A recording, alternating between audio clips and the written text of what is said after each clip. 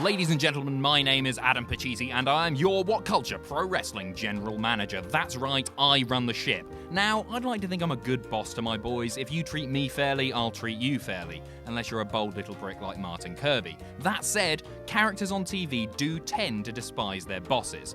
Homer hated Burns, Peter hated Bill, and Dilbert hated his boss, whose character name is apparently just pointy-haired boss. There's a little bit of trivia for you, click subscribe. Professional wrestling is no different, and for years the majority of the big promotions have had some kind of on-screen authority figure, and I think they do tend to work better as heels. Why? Because it's relatable to the audience and it creates more convincing storylines. Viewers can associate with a character who has a boss they hate, whereas a likable boss, it's a bit of a rarity. I mean, you could do your boss's job better, right?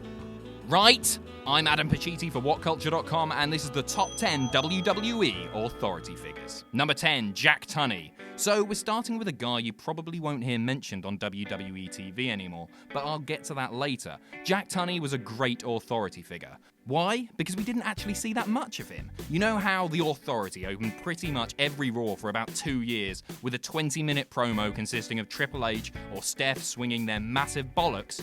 Not with Jack Tunney.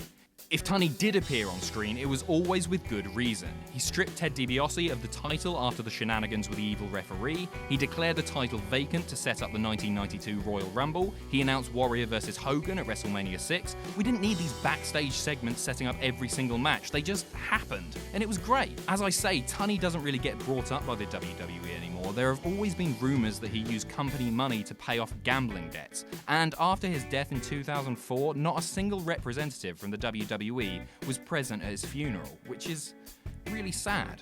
Number 9, Teddy Long. Let's face it, when you hear the name Teddy Long, you think of two things: tag team matches and SmackDown main events in which a heel is forced to go one-on-one with The Undertaker. I can't do his voice, sorry.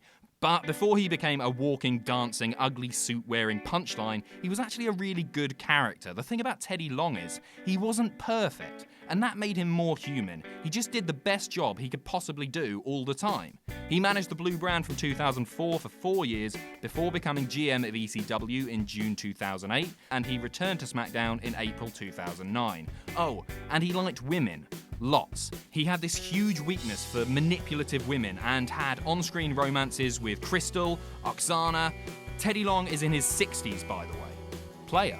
Number 8, Vickie Guerrero. Vickie Guerrero's first authority role came when she was the interim general manager of SmackDown while Teddy Long was planning his wedding with Crystal. Ugh. She took over from Stephanie McMahon as Raw GM in February 2009 and immediately put her then on-screen husband Edge in the World Heavyweight Championship picture, while also flirting with The Big Show. What a bitch. And that's what's great about Vickie. If you're talking about the best true heels of the last 10 years, then I'd put Vickie right up there. The woman was a total heat magnet. All she needed to do was say 2 words, "Excuse me!" I can't do that either. And the crowd would go insane. It's impossible not to hate her, and that's why she was so bloody good. She had an on-screen role for almost 10 years, and the work she put in reinventing herself from just Eddie's wife to a truly despised authority figure should earn her your respect. She was tremendously well liked backstage and by all accounts is a total sweetheart. I miss you, Vickie. There, I said it. Number 7, Gorilla Monsoon. The weird thing about Gorilla Monsoon is that very few people talk about his in-ring career anymore, which they really should.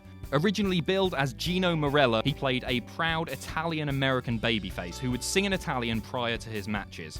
After realising that fans paid more attention to monster heel gimmicks, Gino totally revamped his image. He grew a beard and started billing himself as Gorilla Monsoon. He was supposedly born on an isolated farm, travelled across the country wrestling bears, spoke no English, ate raw meat, and drank his victims' blood. The guy wrestled for 22 years and he was seriously fantastic.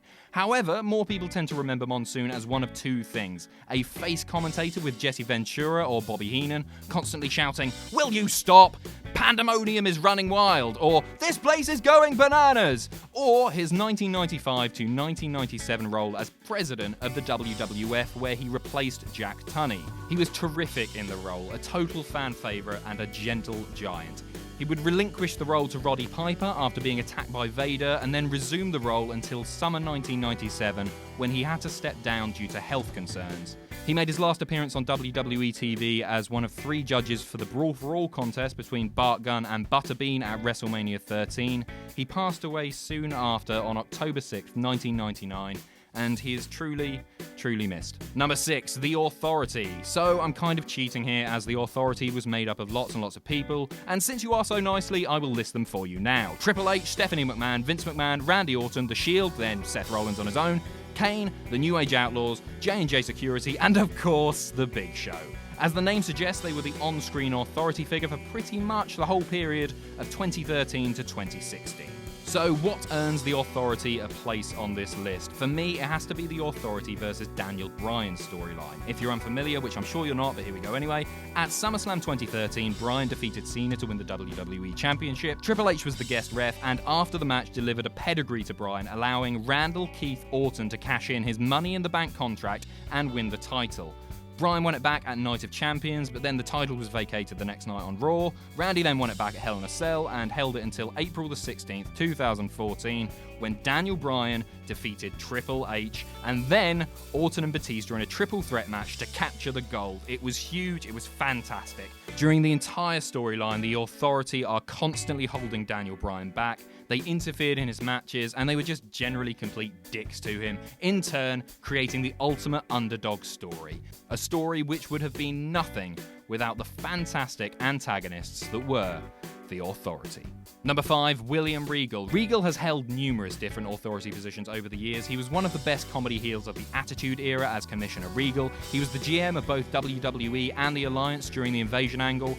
In August 2007, he became the general manager of Raw after winning an over-the-top Battle Royal, and then in 2014, he was revealed as the general manager of NXT, a position he still holds today. My word, I love this man. It's a testament to Regal's versatility that he has managed to play every single authority role in such an utterly entertaining way, whether he's playing heel, where he would end matches without notice or turn the lights off during shows, or playing face, making marquee matches for takeover specials, and standing up to any member of the roster who wants to challenge his authority. Let's face it, would you mess with Regal? Number 4, Mick Foley. After Foley retired from in-ring competition, well, the first time Foley retired from in-ring competition, he was appointed WWF Commissioner. Foley said that he intended for the Commissioner Foley character to be a role model for nerds, so he would crack lame jokes, hit a gavel on his office table after making a match, set up his office in random locations around the arena like closets, laundry rooms, concession stands, or f***ing forklift trucks, and was generally just really, really, really hilarious. Not to mention that he was also the only person to actually solve the mystery of who ran over Steve Austin. Bravo, Mick.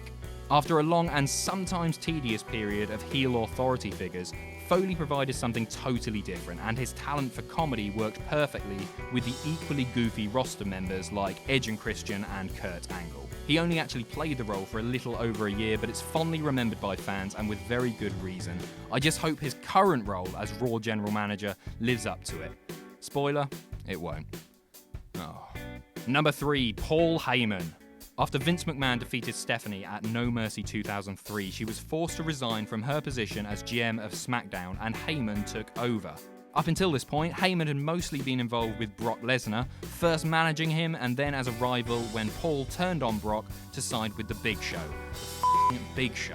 After becoming GM, Lesnar and Heyman were able to patch things up, which spelled disaster for anyone feuding with Brock, like The Undertaker, John Cena, and especially Chris Benoit, who was refused any WWE Championship opportunity while Heyman was GM. Right before WrestleMania 20, Heyman asked the entire locker room to back him and Lesnar up against Stone Cold Steve Austin, but nope! They just walked away. Heyman would eventually be replaced as GM by one of his former clients, Kurt Angle, who lasted just 4 months in the role. Number 2, Eric Bischoff. Okay, I'm going to say it, and I hope Blompier doesn't watch this video, but Eric Bischoff is the greatest general manager of all time.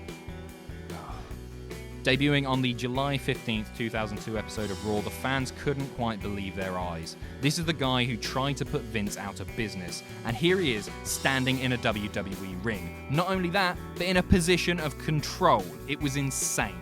Bischoff played the arrogant heel character he had perfected as the boss of the New World Order, and as far as historical significance goes, Bischoff's reign as GM simply can't be matched.